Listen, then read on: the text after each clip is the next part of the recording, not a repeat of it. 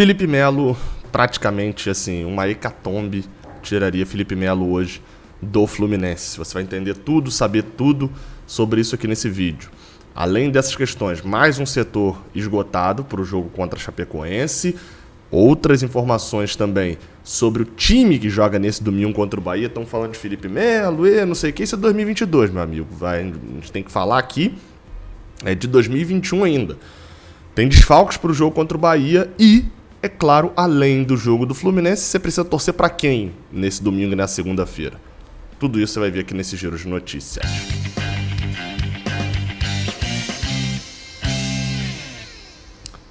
Seja bem-vindo, você guerreiro de todo o Brasil, de todo mundo. Aqui é o canal Raiz Tricolor. Vamos embora para esse vídeo aqui. Eu sou Gabriel Amaral, sou jornalista e sou tricolor. Vamos embora que hoje tem muita informação e muita informação importantíssima.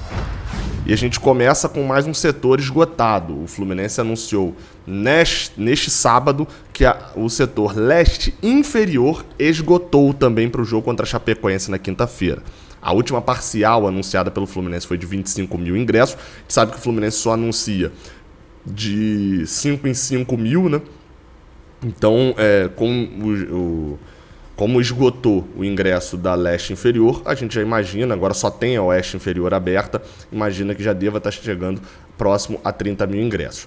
Nesse domingo as vendas obviamente devem dar aquela diminuída, né, e tal, porque tem o jogo contra o Bahia, quem tinha que comprar no final de semana já comprou, etc, dá aquela caída. Obviamente com um resultado positivo contra o Bahia, deve ter uma procura maior e o Fluminense deve abrir o setor norte. Gabriel, por que não abriram a leste superior antes de abrir a oeste? Por causa de acessos, né? Imagino eu, só estou imaginando. A leste inferior e a leste superior não é igual a sul, que você entra pelo mesmo acesso, não. A leste superior você entra por um outro acesso diferente da leste inferior. Então, para você abrir a leste inferior, seria mais caro do que abrir a oeste inferior, que já tem o acesso do Maracanã mais ali, você só vai precisar botar mais catracas, mais catraqueiros, etc., mais seguranças. Então, não encarece tanto a operação do estádio. Deve abrir o setor norte ou a leste superior, esgotando a oeste, e isso a gente deve ficar na dependência do jogo deste domingo, que o Fluminense vai bem contra o Bahia. Segunda notícia é no jogo deste domingo.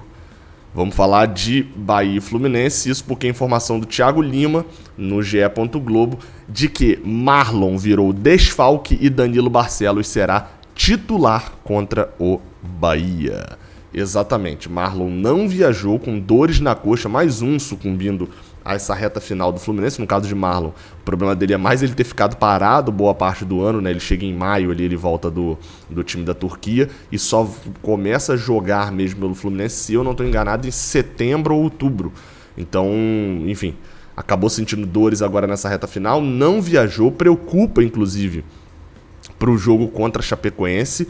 E outro que está fora do jogo também é Calegari, que apesar de ser reserva, né, tanto na lateral quanto na volância, poderia até disputar a posição.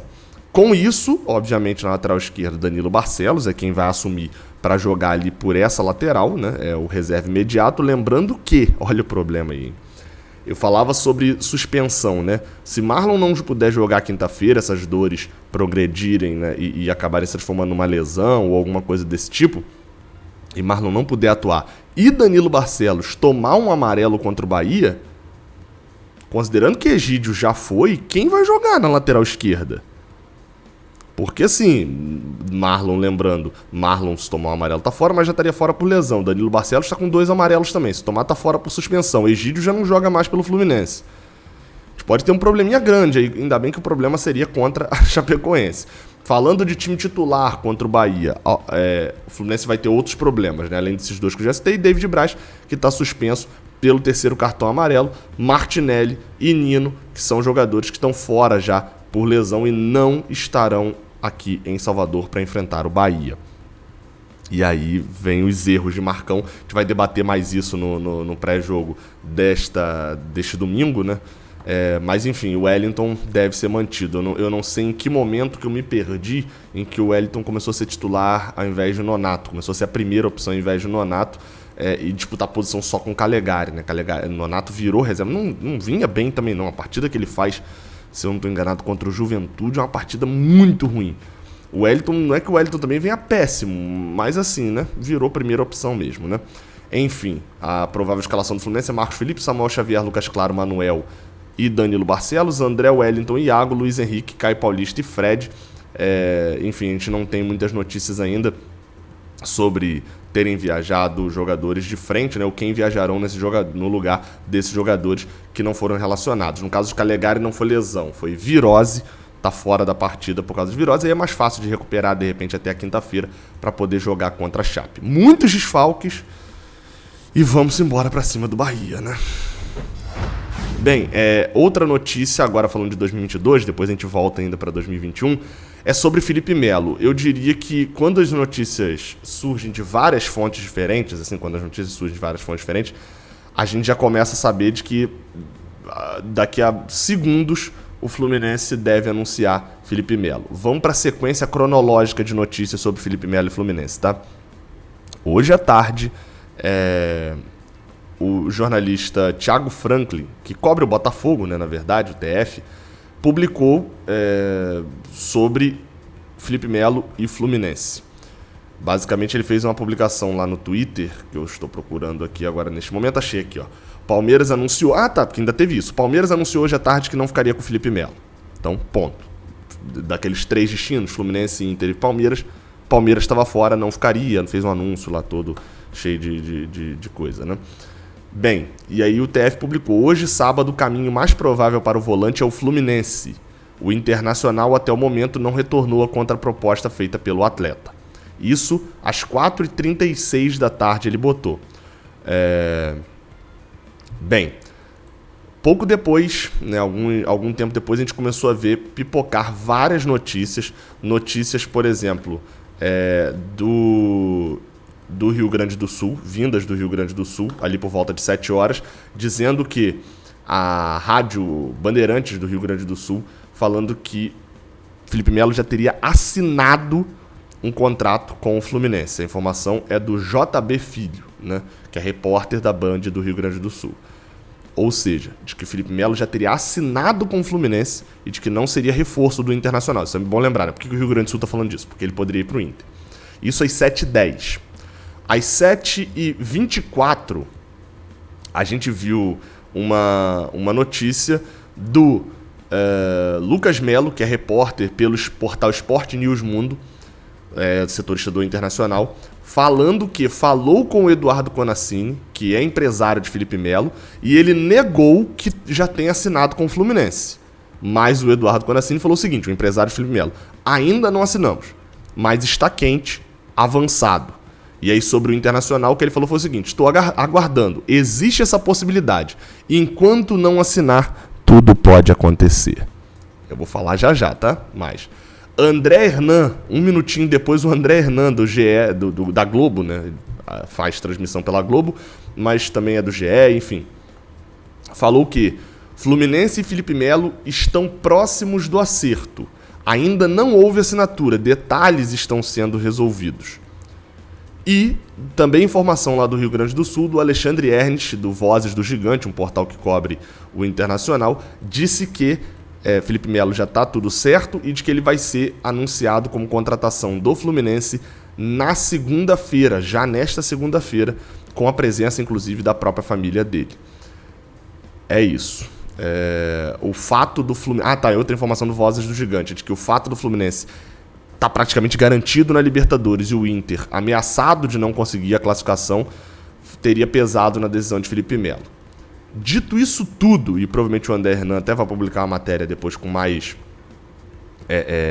assuntos, né, mais detalhes ali nas informações. Ainda teve a informação do Gustavo Souza também, tá? Que é assessor de imprensa e, acredito eu, também seja assessor do Felipe Melo, tá?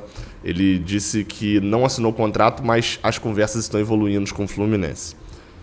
Bem, tá? Por sinal, o André Hernan acabou de publicar a matéria, tá? Eu vou ler aqui exatamente agora para vocês. Basicamente, na matéria do André Hernan com o André Hernan e do Thiago Lima, diz coisas que a gente já deixou claro aqui, né? De que ele está prestes a ser confirmado, de que as negociações estão nos detalhes finais e restam apenas a parte burocrática, e que o jogador deve assinar o contrato por 1 ano já nessa semana. Vamos lá. Sobre o Internacional. Pro empresário falar que tá aguardando às 7 horas da noite, ele falar que tá aguardando e de que existe a possibilidade ainda do Internacional e etc, de que tá quente com o Fluminense, e a gente vê a informação lá atrás do TF, né, de que o Internacional não tinha retornado a contraproposta feita por Felipe Melo, né? Felipe Melo fez uma contraproposta pro Inter e o Inter não tinha retornado às 4h30 da tarde, é de que ou tá fazendo joguinho pro Internacional responder essa proposta e ficar fazendo leilão, ou então é porque o Internacional já retornou e não agradou a proposta, leia-se financeira. Tempo de contrato não é porque o Fluminense vai assinar por um ano só, né? Não teria nada menor do que isso. Segundo, quando você vê a confirmação do Rio Grande do Sul, de 3 veículos do Rio Grande do Sul, da Band, do Sport News Mundo, do Vozes do Gigante, a informação aqui do Rio de Janeiro, aqui eu tô indo em Salvador, mas enfim, do Rio de Janeiro, com o TF, e do Rio de Janeiro com o Thiago Lima e com o André Hernan, que é repórter da Globo em São Paulo, aí, meu amigo, 6 confirmações que Felipe Melo vai assinar com o Fluminense. Felipe Melo vai assinar com o Fluminense. Tá tudo certo para assinar com o Fluminense. Já pode cravar aí que deve ser jogador sim, a não ser que aconteça aquele primeiro ponto que eu falei. Seja só um detalhe de reviravolta do Internacional, de repente fazer uma contraproposta e ele tá fazendo só um leilão. Fluminense faz a contratação, já analisei bastante, efetivando a contratação ao longo aí do mês de dezembro, a gente traz o raio-x e aí a gente vai avaliar de verdade, né? No mais, enfim, a gente fala mais no raio-x quando tiver mais informações sobre o jogador. Vamos fechar agora falando ainda de 2021, né? Isso porque a gente precisa falar aqui, ó, de Campeonato Brasileiro. Vou botar aí na tela a tabela do Brasileirão para te mostrar exatamente por quem que você tem que torcer nesse domingo e na segunda-feira, né? Fluminense joga? Joga, óbvio. Você vai torcer pelo Fluminense contra o Bahia, fora de casa, com certeza. Só que, além disso, tem que dar uma focada também em alguns times. Obviamente. Corinthians e Grêmio é aquele jogo que, assim, torcer a favor do Grêmio é complicado, porque a maioria do torcedor do Fluminense quer que o Grêmio caia.